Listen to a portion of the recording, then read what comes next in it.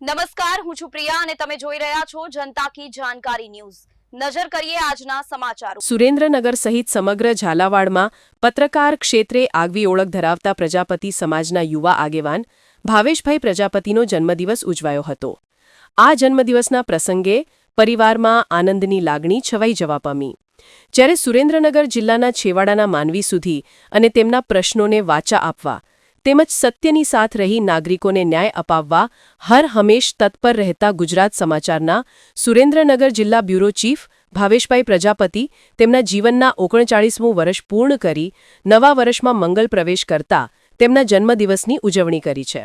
આ જન્મદિવસની ખુશી પર પરિવારના સભ્યોએ ભાવેશભાઈ તેમના જીવનમાં પત્રકાર ક્ષેત્રે ઉત્તરોત્તર પ્રગતિ કરતા રહે અને નિડર અને નિપક્ષ પત્રકારિતા કરતા રહે અને તેમનું સ્વાસ્થ્ય તંદુરસ્ત અને નિરોગી રહે તેમજ તેમના દીર્ઘ આયુ માટે પરિવારજનોએ માતાજી કુળદેવી પાસે પ્રાર્થના કરી હતી।